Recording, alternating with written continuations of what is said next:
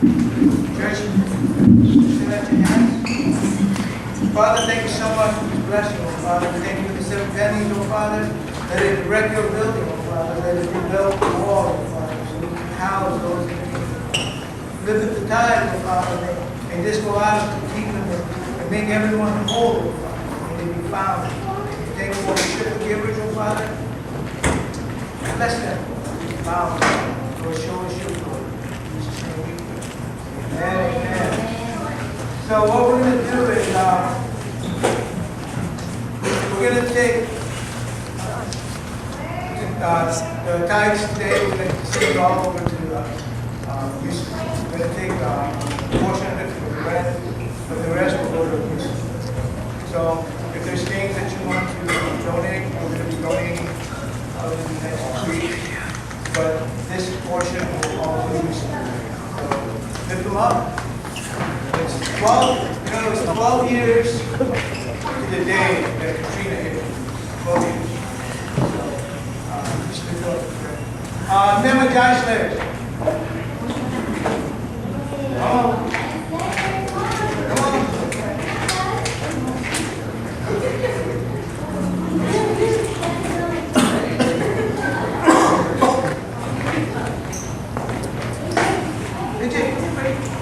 All the donuts over here.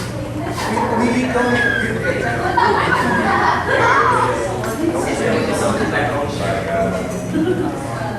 He has a donut. Look up to your sister's face. Look at this, advertising the Bible. So, does this one have a Bible? You got a Bible Tuesday. All right, lift up your hand. Father, thank you so much for these giants today. May their appetite for you be more than these donuts. And Lord, bless them in the most mighty way. In Jesus' name. Amen. Every portion is taken. All right. May I have my generation next place? Andrew? No. PJ.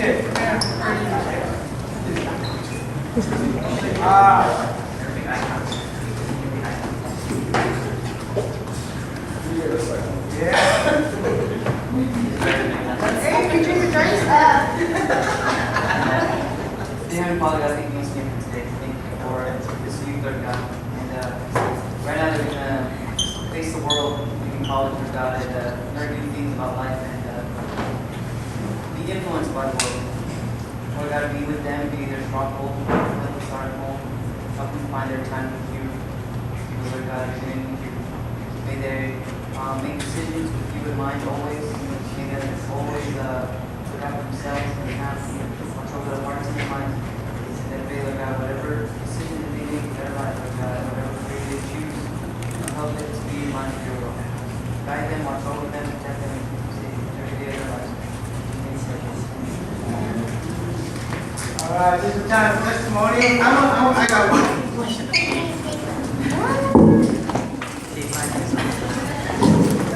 12 years. 12 years today. 12 years today, this church started. Did you know that? 12 years today, this church started. It started with Easter Ranger. Cleveland and anniversary, 12 years. They were the first Bible study. It was just us 4. It was hard getting into Bible study sometimes, but they were there. They were praying sometimes. It was hard getting. Did we just discuss that last week? That's it. Just 12. She said, I said, what's 12? It's complete. And then you can either move forward or quit right now. But they picked that they move forward. But from them, the Bible study started. From them, the Bible study started, and then it just grew and grew and grew into the church. Something about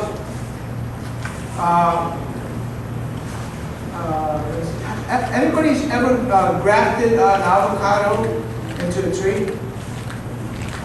When you take a piece of the seed, and then it grew, and then you got a tree. We have a big avocado tree in our backyard, my dad's avocado tree. And it started with a seed. My dad is very frugal.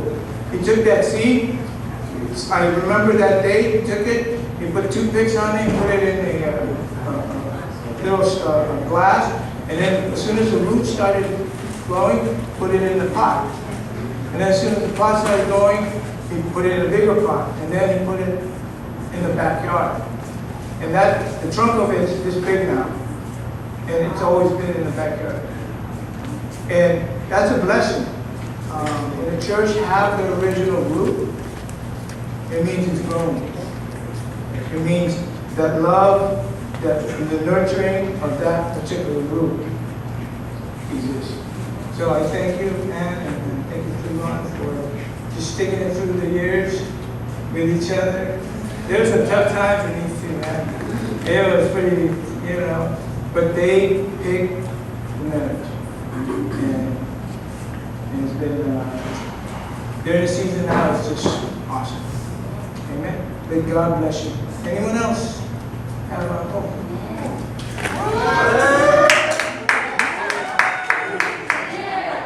Morning, church. I just want to wish my fiance an early birthday. And also, I just want to thank God for giving me such a amazing, strong words. I love you.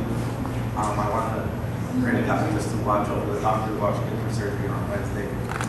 Protect your dad here. And just want to wish you happy birthday. I love you.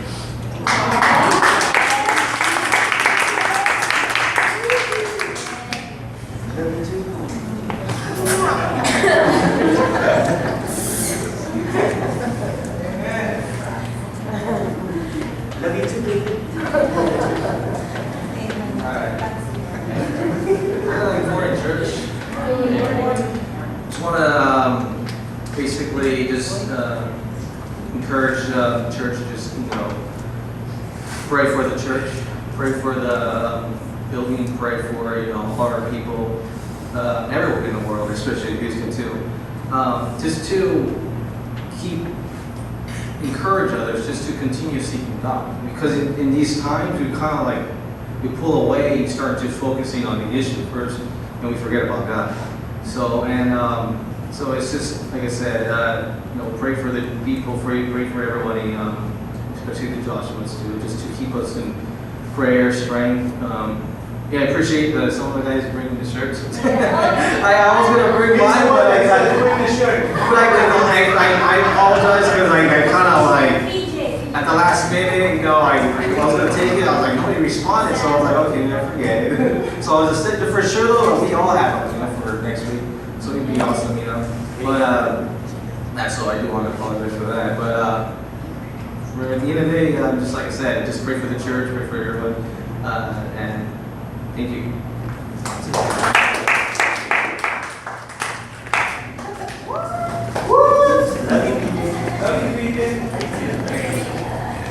Not just good morning, church, just a little bit of encouragement.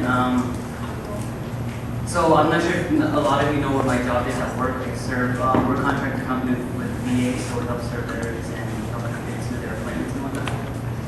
And I help them with their paperwork that they're supposed to fill out prior to their appointments. So a couple stories I had on Friday. One gentleman, it's a testament to the marriage, I believe, because he's been married, I think, since 96, 21 years. And he and his wife have been trying to have kids. And one of the claims he has is fertility. And I was telling him, praying for him, I was telling him, that's a tough thing to have. And I think that's an issue that can, break marriages, especially if both families and both parties want to have kids. And we're talking about his daughter, so I can catch it. And he told me, we went over to the portion, and I'm telling him, I appreciate it, but unfortunately we can't, because my wife had a disruption last year. But so they had to adopt. And he loves her just like his own, and we spoke. And one thing encouraging he told me is the fact that learn to love your wife and your husband. When you just choose to love each other every day. He told me this, it's something that we practice and we teach and we learn from each other every Thursday once they're married for life. So just encourage me to love not just your spouse and your fiance and everyone, period, small gestures. And the other story, real quick, is I was helping another veteran who called her and she couldn't answer. I could talk to her mom. I found out she served 21 years in service and she's claiming a lot of things. And just last month, she suffered a massive stroke that paralyzed her right side. And so I helped gather all the information with her mom and her sister. And her there, her in the background, just moaning, trying to articulate, but she couldn't because her speech is impeded. And so, just with people, how grateful they were and how small of my need to help them made a difference in their lives. So if there's any encouragement I can have, focus on the small things with everyone. And you don't know that the things that you do in life, whether you just smile and say hi to someone, whether you know them or you don't like them or at all, can make a big difference more than we can ever see or feel in their life and you know. So just a word of encouragement, and I just had to share that because I was heavy in my heart on Friday. So I just had to share that with everybody because I love you, period. It goes a long way.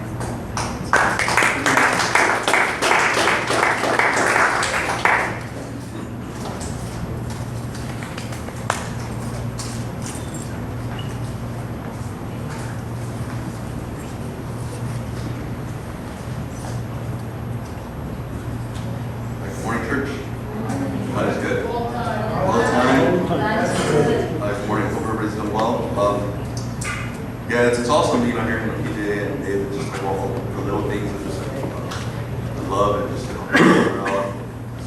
it's tough for everybody. Like, and with all this hurricane and all that around the world, I was thinking all week, what to do. It's just awesome to be part of something bigger than ourselves to help over there. So it's great to have this for me. And seeing how everything went over there, just the life effect, and everything that we work for, it just really doesn't mean anything. And it was awesome to see that videos of people dropping everything, and just miles and miles of people on their boats just coming over to save people. So stuff like that is it's awesome to see something like that. Anyways, I'm going to please those who are able to please stand for reading scripture. Find it in Nehemiah 6:16. When all our enemies heard about this, all the surrounding nations were afraid and lost their self-confidence, because they realized that this work had been done with the help of our God. Also in those days, the nobles of Judah were sending many letters to Tobiah, and replies from Tobiah kept them coming to them. For many in Judah were under oath to him, since he was the son-in-law to Shechaniah, son of Era, and his son Johanan had married the daughter of Meshullam, son of Berechiah. Moreover, they kept reporting me to his good deeds and then telling them what I said. And Tobiah sent letters to intimidate me. Let's pray. The Father, thank you so much for the day. Just the message, Lord, that you have for us, Lord, the purpose, Lord, just pray for the pastor, just the message that you deliver, for the message of him, Lord. Thank you, in Jesus' Amen. Lord, may I decrease and you increase. Amen.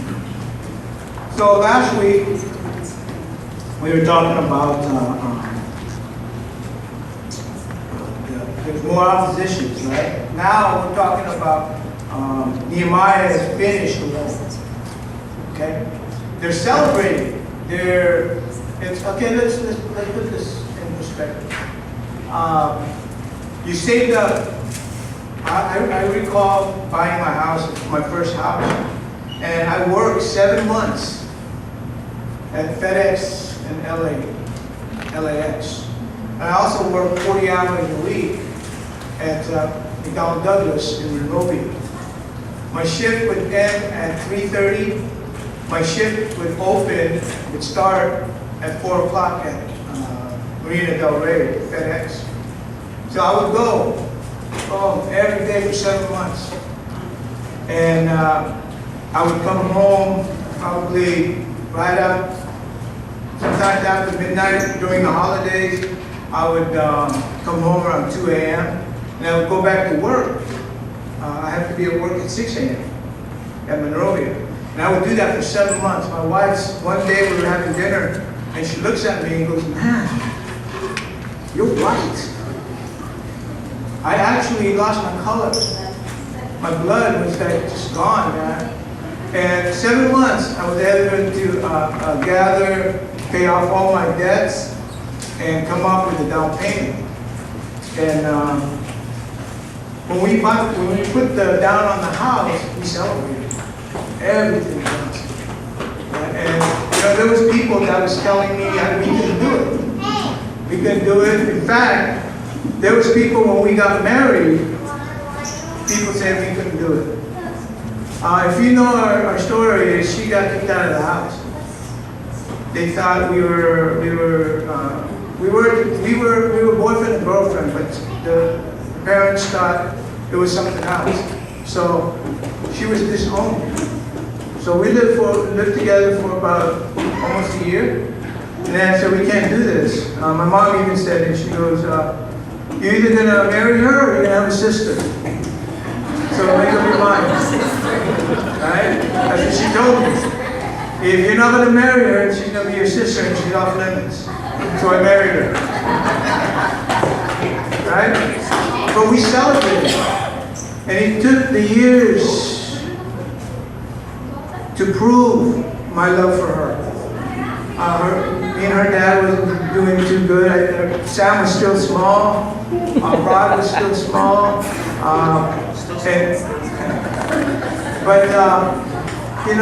I never disrespected her dad. I just kept my mouth shut. Be respectful. I was rarely invited to the house, but when I was very respectful. I've never said anything bad about him or anything.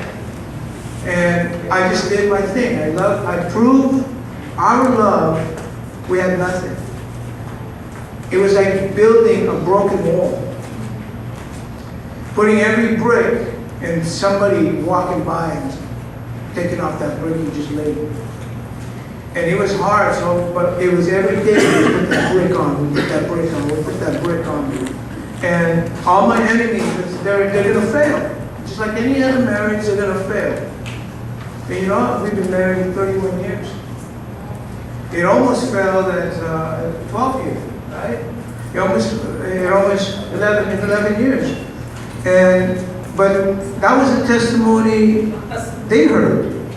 Our testimony, that's why they were thinking of separating. And Anne showed up for the first time, heard her testimony, and God changed her mind, interrupted her life.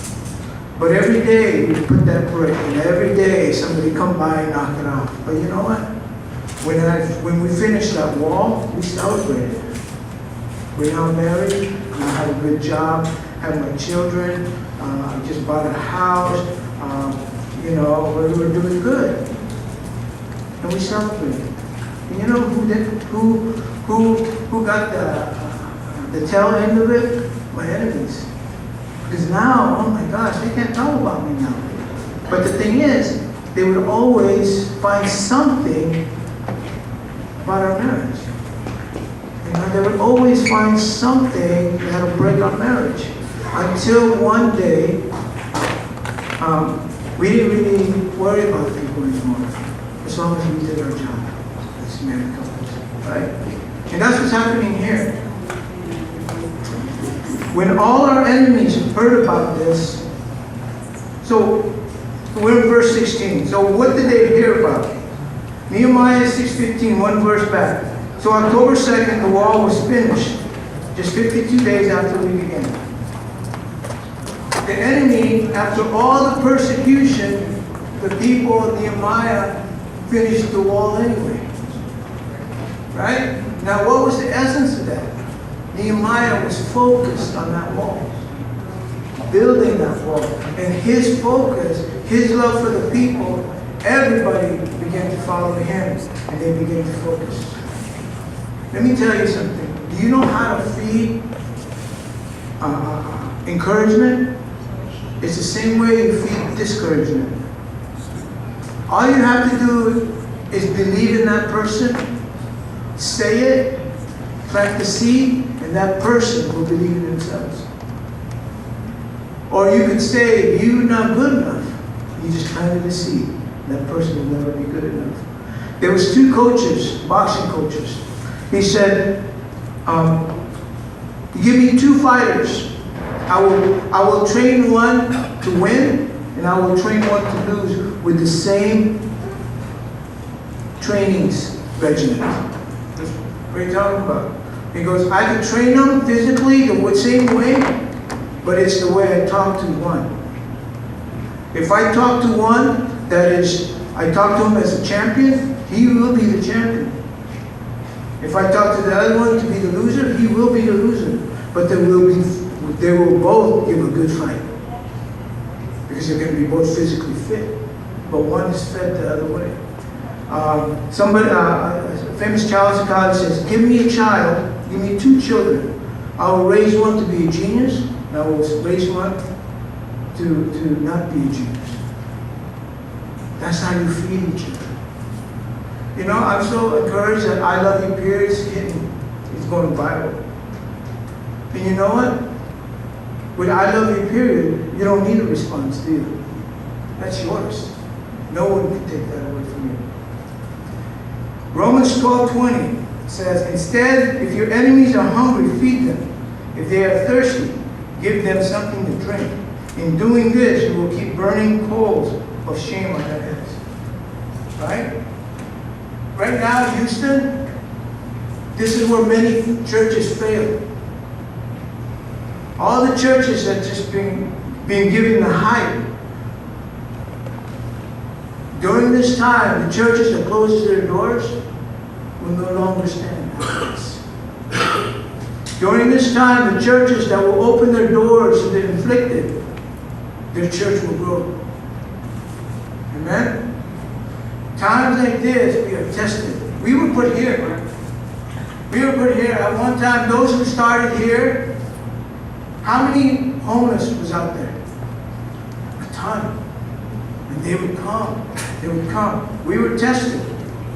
We could have rejected the homeless. We could have rejected the dirty. We could have rejected the addicted.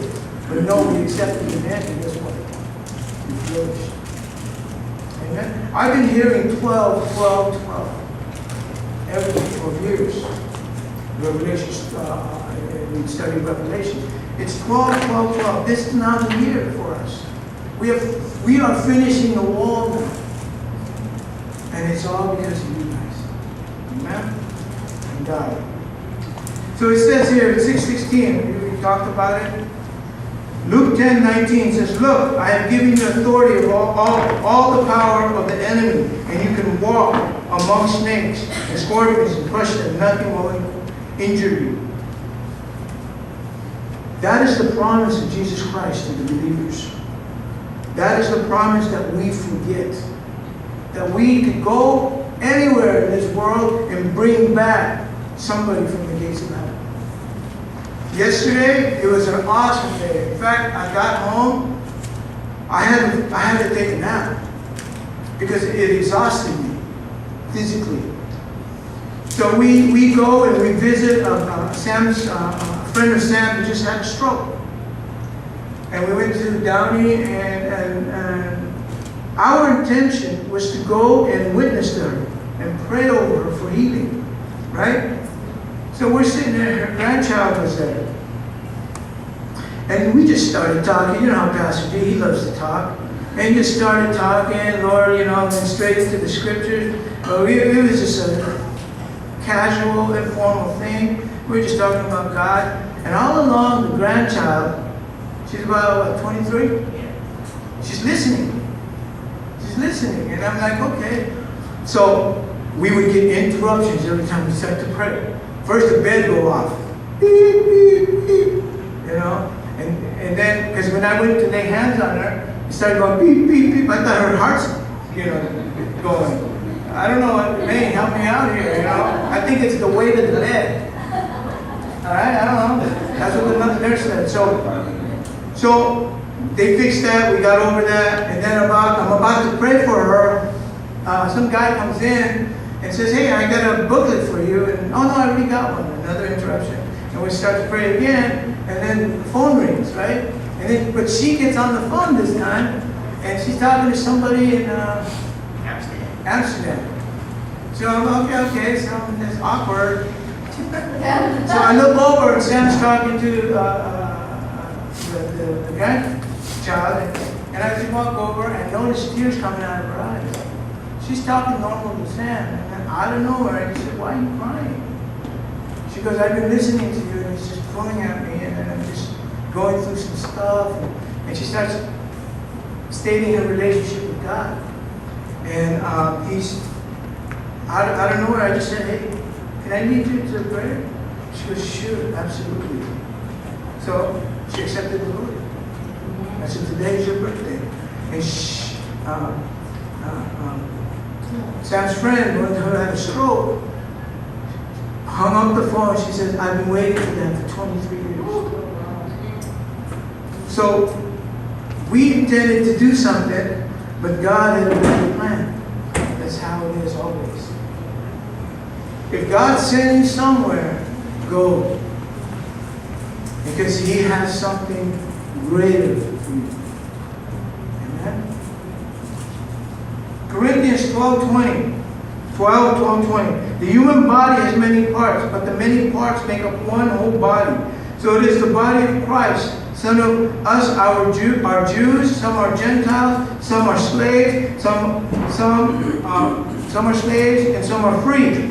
But we have all been baptized in one body by one Spirit, and we all share the same Spirit. Yes, the body has many different parts, not just one part.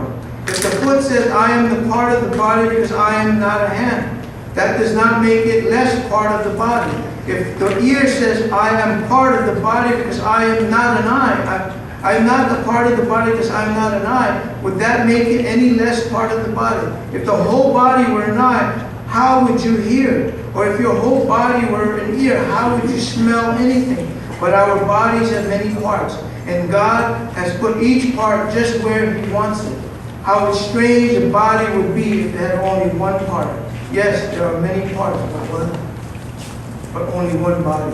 You guys get that? It means Sam calls me. Can we go visit? Absolutely. When I'm kind of preaching, Sam could be praying. Right? There's a whole body that comes.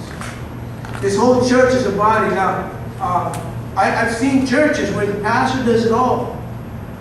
He's the preacher, he's the tech guy, he's the guy who does the kitchen, he's the guy who packs up everything, he's the singer, he's the media guy. Right? No. My job is to reconcile you with God.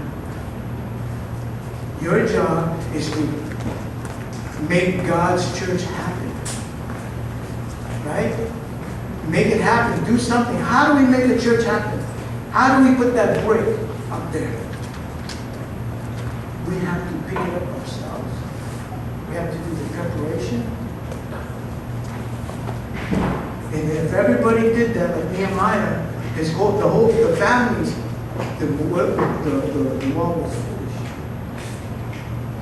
I've always had this vision when we have our church. When we walk into church, in the big entryway, there's papers for every person that had put a prayer or something involved in the church. Amen? What a vision that is, right? Nehemiah 3:5. The next section was repaired by the men of Tekoa, but their nobles would not put their shoulders to the work under their supervisors, right? So now check this out. That's in Nehemiah 6:17-19. Our verses today. Also in those days, the nobles of Judah were sending many letters to Tobiah, and replies from Tobiah kept coming to them, for many in Judah were under the oath, since he was the son-in-law of Shechaniah, son of Ara, and his son Jehohanan, had married the daughter of Meshullam, son of Berechiah. Moreover, they kept reporting to me his good deeds and then telling me what I said. And Tobiah sent letters to intimidate me. Okay? But first, before we go into that, I just want to say something. Your enemies, they're always going to be your enemies. You pray over them. It says, in peace, in war, there are enemies. In peace, we make friends of our enemies. Let God finish the work. Don't force yourself on your enemy.